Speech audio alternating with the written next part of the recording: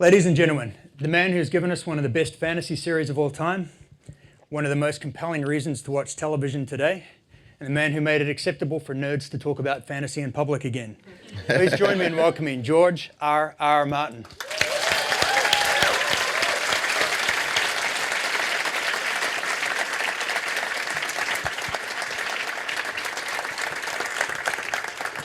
Thank you for coming, George. We really appreciate it. You mentioned you had trouble cutting down some of the Ária chapters for A Dance with Dragons. Would you ever post the unused material on your website? No, probably not. I do save everything when I cut material. I do save it because I may find a place for it later. And there are things that I cut out of the second book that I find a place for in the fourth book, and that sort of thing is constantly going on. But I'm still carrying forward material that I cut from the first book. Some of it as short as a single pithy sentence that I particularly liked but no longer fit, and others half chapters of that I took out. And maybe I'll find a place for that, but I have a feeling that much of that and more will still be in my my files when the whole series is done. But I don't know. I ever wanted getting out there. It's taken out for a reason. There's one chapter from the new book, from Dance with Dragons, that this does go beyond Game of Thrones, but I'll be vague. There's this Tyrion chapter that drove me crazy all through the decade, it seemed, that I worked on Dance with Dragons and its precursor Feast for Crows, where I kept putting it in and then taking it out and then putting it in and then taking it out, and then I put it in as a dream sequence, and then I took it out, and then I made it a series of recurring dreams, each one going slightly further, so I put it in 7 chapters, and then I took it out of those 7 chapters. And it's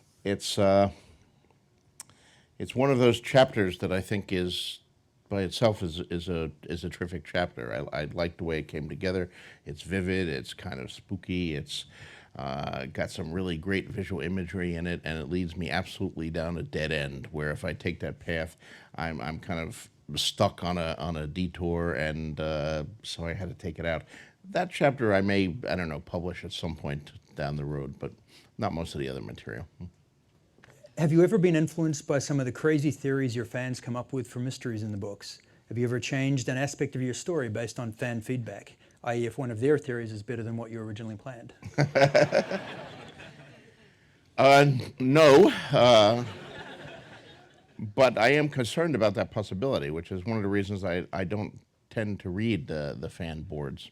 I mean, when the first fan boards started occurring and they started theorizing and analyzing the books in such detail, and I'm going back now to the mid-'90s, really, when the first boards appeared. Dragonstone, coming out of Australia, that Peter Gibb ran, I think was the first board I was aware of. And a couple others came up after that. I was very flattered, and I did read all the theories. And then precisely this point occurred where it says, what if they're guessing the things that I haven't revealed yet? What if they guessed them correctly? How does that affect me? Do I then say, oh my God, they figured it out already, I better change it? Or do I just ignore it and plow ahead? And what if they come up with better ideas than the ones I had? Do I steal them? And I didn't like any of these possibilities, so I said it would be better for me to try to keep my distance and not go on these boards and try to. Somehow it's a futile effort, because people also write me emails and people come to public forums like this, and they come up with me at signings and whisper their theories in my ear and things like that. So I am kind of aware of some of the speculation out there, but I try to keep my distance from it precisely because I don't want to be impacted. I mean, it's one of the drawbacks of the whole internet culture and this world that you guys have created, that something that previously maybe one reader in 1,000 would have guessed, but you still had the other 999 who would have no inkling until you reveal it in a book. Now that one person in 1,000 puts it on an internet message board, and everybody sees it, and they say, "Oh yeah, that's right. No, now I see the clues. I got it." And pretty soon, half the readership, or at least the internet savvy portion of your readership, knows it. But what do you do then? Do you change it and come up with something goofy and outlandish that you haven't done the foreshadowing for, that you haven't laid the foundation for, just in order to surprise people? I mean, sure, I could have like aliens come down, and that would certainly surprise the hell out of everybody. No one is predicting that, but it would ruin the series. So basically, you can't let yourself be influenced by this stuff, and I try not to. Great. With the books now being adapted for a successful TV series that you also write for, do you think this will have an influence on the decisions and choices you make in the novels? Well, once again, no. I hope not. The novels are novels. The TV series is the TV series, and they're two different beasts. The TV series is very faithful so far. I do write for a series. I do one episode per season. I'm also a co-executive producer on the series. I have a great relationship with David Benioff and Dan Weiss, who are the showrunners and the main writers on the series. But ultimately, that's their baby, and the books are my baby. And there is the possibility that, as faithful as we've started out and as faithful as we intend to be, that changes will come into effect. What I call the butterfly effect, which I'm sure, being the audience you are, you all understand because you've read Ray Bradbury's The Sound of Thunder. You step on a butterfly in the Pleistocene, and it seems very minor, but suddenly you return to the future, and all of human history has changed because of that butterfly. A small change can produce large changes later on, and that's a question on the show. I mean, we've already seen in the first season, as faithful as it was, at least two significant departures. One character who has his tongue torn out with hot pincers, who later in my books, that doesn't happen to him, and he's around and gets involved pretty seriously in some stuff in book 3. He's not going to be around to do that, so David and Dan are going to have to remove that stuff or create a new character or somehow address that problem. Similarly, the great scene in book 1, or in the first season, where Khal Drogo confronts the man Mago and the Dothraki blood rider and rips out his tongue. Terrific scene, completely made up largely by Jason Momoa and by Dan and David. It doesn't happen in my books. Mago is still alive in the books and still has yet to be dealt with. So these kind of butterfly effect things may produce changes down the road. But I mean, what am I going to do? Go back and retroactively rewrite book 1? Maybe I should. That throat scene was great, but no, I can't let myself be affected. I am aware of what they're doing in the show.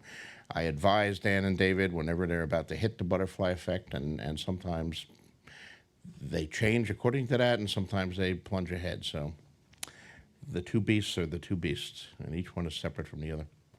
What was your favorite, and well, now we know this, what was your favorite and least favorite scene in HBO's Game of Thrones?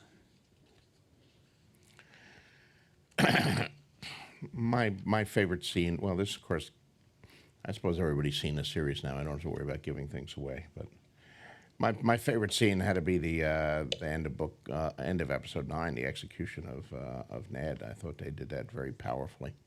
It was, not precisely as described in the books, but it was certainly moving and evocative. The director did a great job on it. The scriptwriters did a great job.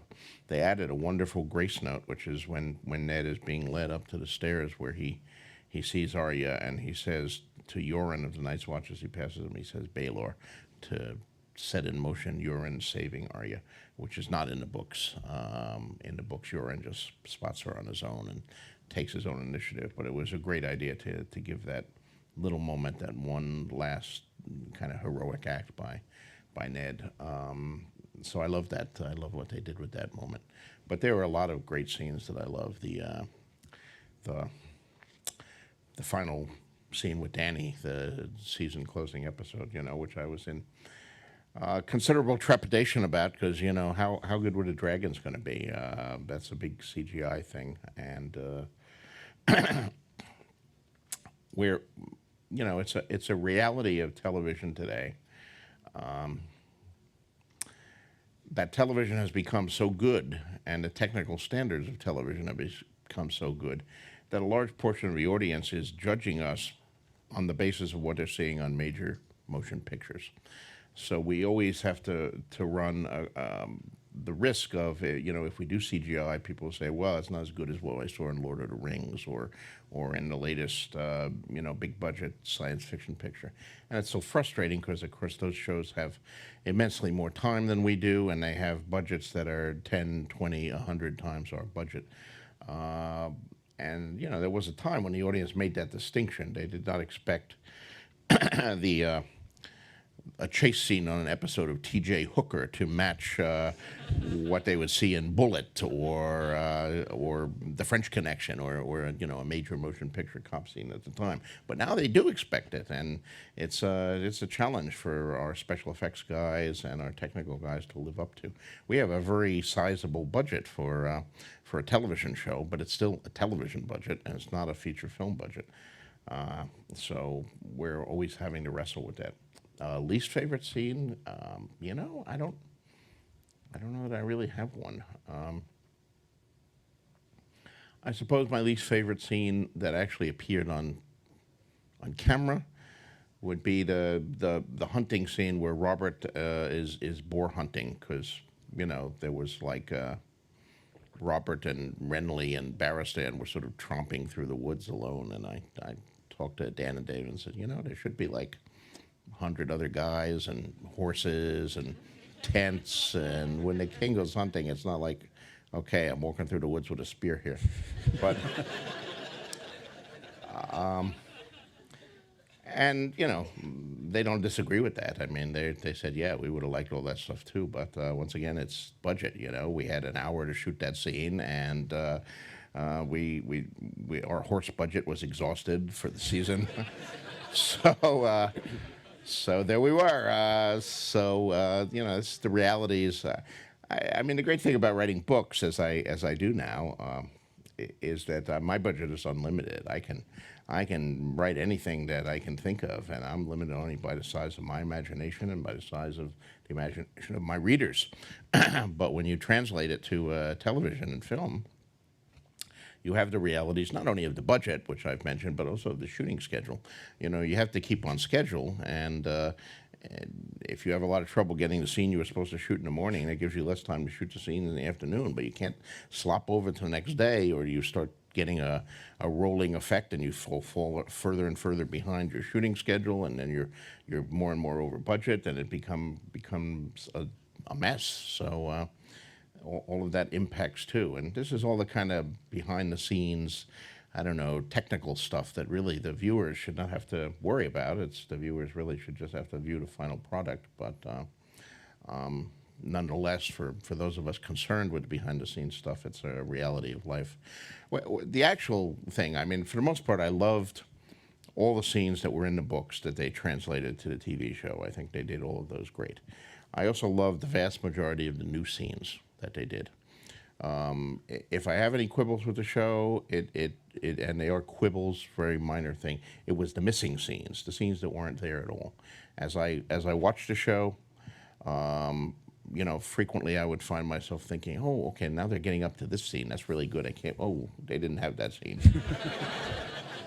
They skipped over that scene, and some of them were scenes that I had seen the actors do in auditions. They had been scenes that actually had helped the actors get their roles. So I really expected them, because I already knew, the actor will do this great. I saw them do it in audition, sitting in a room in front of a curtain, and now I'm going to get to see him do it in costume on the set, and then, it's not there. So I would have loved to have 2 more hours to have a 12-episode season instead of 10. And of course to have, an extra $50 million.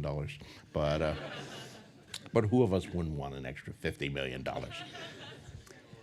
They did do a great job. Yeah. I mean, as a fan, when your only complaint is that Sirio has hair and that one guy looks like Orlando Bloom, it's a really good series. We get a fair amount of people who are upset about no purple eyes, too. You know, I get why aren't their eyes purple? Well, try wearing purple contacts to see how you like it.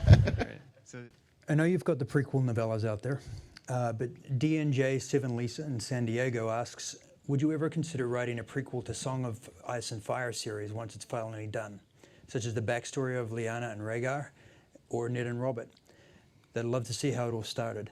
And by the way, when you're answering the questions, feel free to correct the pronunciation. It's Okay. come up a few times. You know, I don't have any plans to do any of those stories, but I never rule anything out. You know, if I get an inspiration or one of those stories suddenly takes hold of my imagination and won't let go, sure, maybe I'll do something like that. One of the things I've been trying to do with the series is to tell the stories of Robert's Rebellion and some of the stories of the history of Westeros in successive revelations and flashbacks and people remembering things. So at the same time the story is moving forward, it's also kind of moving backward, and gaps are being filled in, and you're learning. And you hear about this event in the first book, and then you hear a little more about it in the second book, and then in the third book you hear about it from a different person who has a very different version of what happened from the previous versions you've heard, and then there's this hole in it which gets filled in the fourth book. So I hope by the time it's all finished, I will have expanded backwards as well as gone forwards, and many of the gaps will have been filled in, and you'll know more about the whole Robert and Rhaegar and everything like that. But it's not quite the same as telling a story about them, I realize. I still have 2 more gigantic books to write, though. So. And 6 years to finish them. And right, yes, I'm very fast. So. I don't know what I'm going to write after that. You know, whatever seizes me. I mean, I like to do different things as a writer. This has been a huge project, certainly the biggest thing I've ever done in my life or career. But I've done other things and hope to continue to do other things. Much as I love Ice and Fire and fantasy, I also love science fiction. I want to do more science fiction work. I want to do more short stories. I love doing those. Wild Cards, which is a series I've been working on even longer than Ice and Fire. In the beginning of Wild Cards, I wrote a lot for it as well as editing it. Now the series is still ongoing. Mostly I edit these days because I don't have time to write for it. But I'd love to go back and write some more Wild Card material about some of the characters for that. So what will I feel like writing after those 6 years are done? Who knows? Whatever I feel like writing on that particular day. Given HBO's history of completely changing storylines, I'm looking at you, True Blood. How did you get them to stay so true to your complex as all hell novels? Candy and chocolates. You know, it's David and Dan, really. David Benioff and Dan Weiss are the showrunners. You know, I don't have any veto power.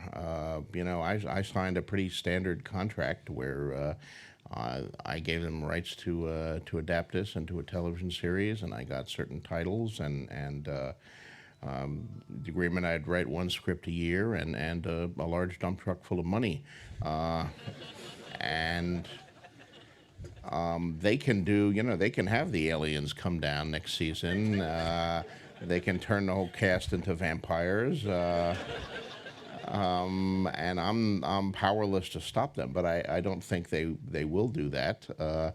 They love the books, and they seem committed to telling my story in a different medium. And I knew all that before I signed any of the contracts. I mean, when these books started hitting the New York Times bestseller list, which was as early as Clash of Kings, I was approached by other people who wanted to adapt them, many for feature films. And I had meetings with those people and, you know, heard their plans. How are they going to fit this giant thing in a feature film? Well, we're going to make it all about Jon Snow and we'll drop all these other characters. Or we'll make it all about Dany and we'll drop all these other characters. They had various schemes or of how they would do it. We'll just make the first book up to this point, and then, you know, we hope that the movie will do well enough that they'll order a second movie. And none of these really appealed to me, so I said no, which is, it's always said that no is the sexiest word you can say in Hollywood. The more you say no, the more they want you. And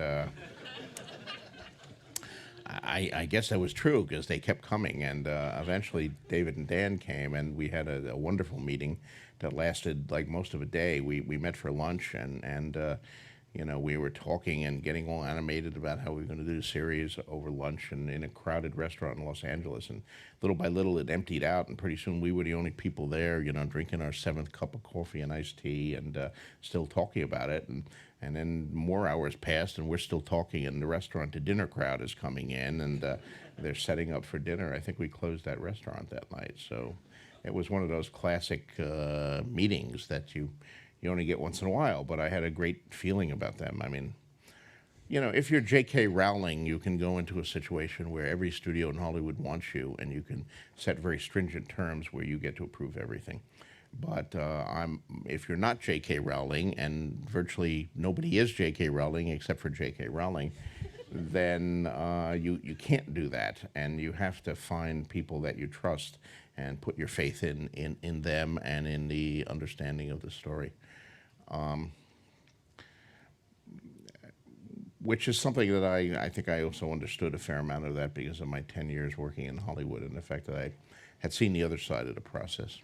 Sometimes I think some of my fellow novelists who have not worked in television and film are very naive about this process. You know, they get an offer, and there's the dump truck full of money, and you know, they sign it, they cash the check, and then they're not involved in the series. You know, they may get invited to the premiere, and they come out of the premiere looking like, you know, all of their children have just been gassed, and you know, with a stunned look on their face because everything has been changed. And it's, some of them get very upset and start writing angry editorials and things like that. I haven't heard of anyone except Alan Moore actually returning the check, however. So I think there's a certain, I don't know, hypocrisy there. It's not a secret that Hollywood does change things, and maybe they change too many things. And when I have my writer hat off and I put on my reader, my fanboy hat, I get, you know, upset as anyone, and I can go on for a long time about, you know, how they change things in Spider-Man and the Fantastic Four in ways that I don't approve of. But you know, nonetheless, you got to know the job is dangerous when you take it, you know. Is it possible to warg into a dragon? Well, we'll have to see about that, won't we?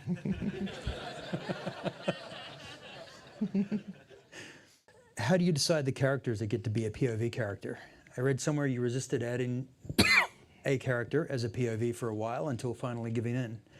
So I wondered the kind of decisions you have to make in that regard. Are there certain traits that a POV character needs, or do they just need to be surviving? Well, I try to give each of my POV characters a story. And I've had an occasional POV character who only lasts a chapter and then dies. So in that case, it's a very short story, but it's nonetheless a story. It should have, you know, the semblance of a beginning and a middle and end. Even if it's not connected to the main story of the books, it should have a certain, you know, Rosencrantz and Guildenstern are dead sort of thing. I mean, that was their story, which is off to the side of Hamlet's story, but both part of the larger story. I try to resist having POV characters who are just there to be a pair of eyes. You know, if a battle is taking place or someone is being murdered and I don't have a POV character there to see it, I tend to present that as a, you know, report that someone receives or a rumor, rather than just switching into third guardsman on the left, so I can have him see that, because I don't like that as a reader, and I don't like that as a writer.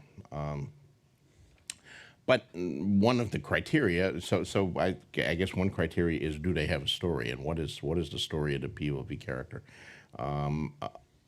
Another thing, though, is the thing of pair of eyes. I mean, sometimes you need, the question is it important to present this thing on stage, to dramatize it and have the reader actually go through it, or is it sufficient that we just hear about it, hear a summary? Do you need full dramatization, or is summary narrative sufficient? And if we need the scene to be brought out, then we may need a POV character there. And can I get any of my existing POV characters there? I mean, I've talked with, those of you who read my Not a blog will know that with Dance of Dragons, one of the things that I wrestled with for a long time was what I called the Milanese knot, which I can't go into in any great detail without spoiling tremendous things, but a lot, and 5 years from now, maybe if the next book is out or something and everybody has read this book, I will talk more about that in more detail, but a lot of it simply had to do with a number of POV characters being together and some important events coming on, which some of them would see from one viewpoint and some from another, and some wouldn't really know what was going on. So how did I get these particular sequence of events across with what point of view? And I would write something from one point of view and it wouldn't quite work, so I'd write it from a different point of view and it wouldn't work either, and I'd try splitting it, I finally solved that problem in part by introducing a new point of view, who was much more centrally located, but he'd been a character who'd been there all along, and he was deeply involved in the things, and he was, it all fell into place once I introduced that, so you can have that kind of breakthrough. But I do need to kill a lot more of my point of view characters, because there have gotten to be an awful lot of them, but...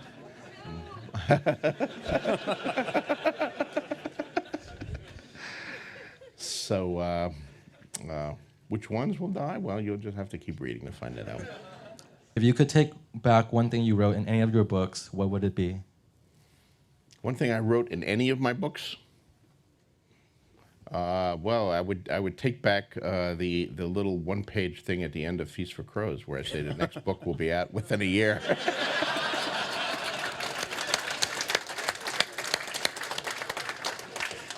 That one has gotten me into no end of trouble. All I could say is I meant it at the time. I mean, I was splitting off 500 pages from a 1,500-page manuscript, so I only had to write another 500 pages. I can write 500 pages in a year. I've done it before. Of course, the book turned out to need an extra 1,000 pages, not 500 pages, and I wound up rewriting almost all of the 500 pages that I was pulling out. So I turned out to be a lot more than 500 pages. And even that being said, yeah, I can write 500 pages in a year, in a good year. I've had good years in which I have written entire 500-page novels, start to finish. But that's not to say I can do it every year, regular as clockwork. I am, unfortunately, a slow writer, and have always been a slow writer. But I'm a slow writer given to delusions of optimism that I can be a faster writer under certain circumstances. And sometimes I am, but more often I'm not. I'm just curious. Several authors I read have discussed how hard it is to sometimes kill off certain characters, which clearly is not an issue here. You've certainly killed plenty off in your career, both in and out of A Song of Ice and Fire. Which character was the toughest to kill off? Well, I won't mention any character names, but the Red Wedding was the hardest thing I ever wrote. And those who have read the books know what I'm referring to. That chapter occurs about 2/3 of the way through Storm of Swords, but it was actually the last thing I wrote for that book. When I reached that chapter, I couldn't write it. I skipped over it. I wrote all the aftermath and, the other things. I wrote The Other Wedding, in which someone also dies. That one was easy and fun to write.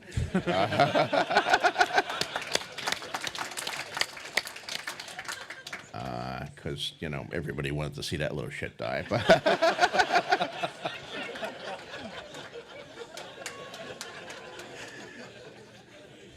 Actually, I'm being glib. I should say, yeah, that was an easier chapter to write. But even at the moment that particular little shit does die, I tried to write it so that you would feel a moment of empathy for him in his dying, and bring home the point that this too was was a human being who was scared and terrified and then dead.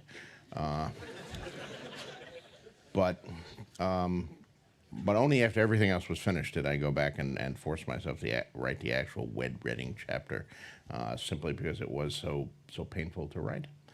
I invest a lot in these characters, and particularly the viewpoint characters. I live inside their skin, so it's a little bit like killing part of yourself or smothering one of your children. But, you know, sometimes it has to be done for the service of the almighty God of the story. And the story always comes first. And related to that, do you ever find that it would have been more expedient had you not killed the character off later on? No, not really. Not really. You know, sometimes my readers write me and they wish I hadn't killed off a particular character, but there was a reason for all of the major character deaths. I mean, a lot of minor characters die too, and sometimes I don't even remember that they're dead. You know, I occasionally. You know, I'm saying some Night's Watch expedition leaves out and it has Fred, Bill, and Sam on it, and you know, Elio of Westeros points out you actually killed Bill 2 books ago. Oh, damn! All right, I forgot about that. He died in a Then's attack, but fortunately, I have fans who have sharper eyes than I who will point out this stuff. But the major character deaths have all been planned and are all a part of the story, and I don't regret them. If you lived in Westeros, which house would you like to be part of, or in which area would you like to live? Well, you know, there's something to be said for being an honorable Stark, but you know, you're kind of cold all the time and poor and so forth. You have a lot of land, but there's not a lot of stuff on it, you know. On the other hand, if you're a Lannister, you have a nice house and all the gold you want and all of that stuff. So there's a lot to be said for being a Lannister. I don't know. Maybe I could probably see being a Lannister. And I would always pay my debts. How do you keep all the secrets of the book to come to yourself? Are you dying to tell people what you know, or do a few people already know everything?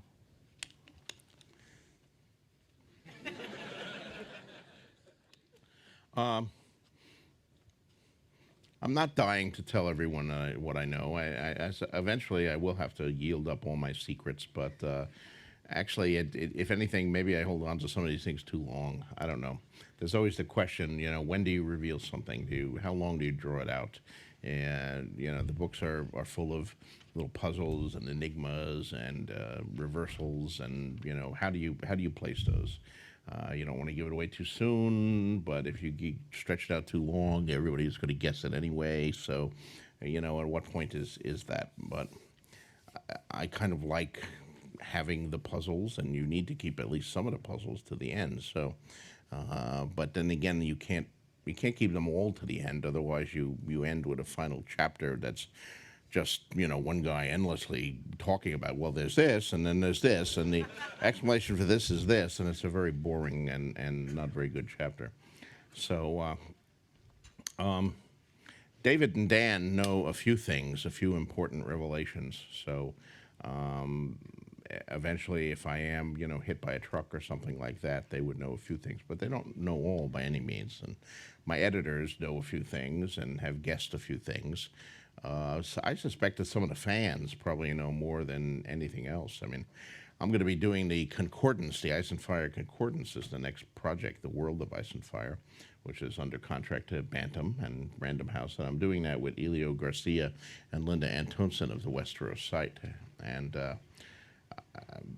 I swear they know Westeros better than I do. I mean, Elio's knowledge of it is just absolutely amazing. You know, when I'm writing the books, I sometimes, you know, call him up and say, I'm about to introduce this character. I think I mentioned him in book 3. Did I ever say what color his eyes are? And, you know, within a half hour, I get, you know, blue-gray, page 314, second book. Oh, very good. So, Great. I hate eye colors. Everybody should have the same color eyes. I'm constantly getting screwed up on eye colors. Just make them all purple. Yeah. The women in leadership roles seem particularly challenged. Can you share your insights about women in positions of power? I don't know if I have any particular views about women in position of power, although I think it's more difficult for women, particularly in a medieval setting, than for men, because in addition to all the usual problems of having power, they have the additional problem of that they're a woman, and a lot of people don't want them in a position of power in what is basically a patriarchal society.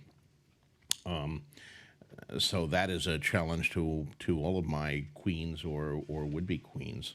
And once again, I'm drawing from medieval history on that.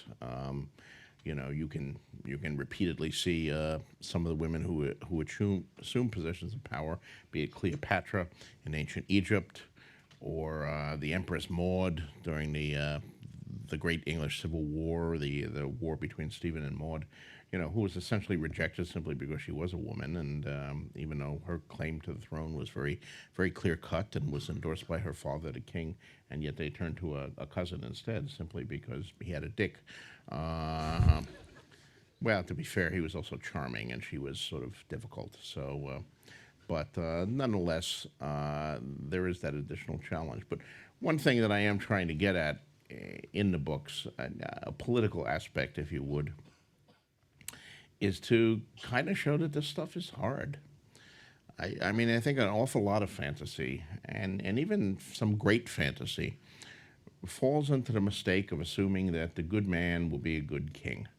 That is, all that is necessary is to be like a decent human being, and then when you're king, of course, everything will go swimmingly. And, you know, even Tolkien, you know, who is I think my respect for Tolkien is second to none, and all modern fantasy flows from Tolkien. But there's an unspoken assumption in his books there that, you know, Return of the King, Aragorn is the king now. Everything will be hunky-dory, you know, the land will prosper and it'll be wonderful and the crops will be good and there will be justice for all and the enemies will be defeated. And, you know, you never actually get into the nitty-gritty of Aragorn ruling and, you know, what is his tax policy and how does he feel about crop rotation and you know, how does he handle land disputes between two nobles, both of whom think that they should have this particular village, so they take turns burning it down in order to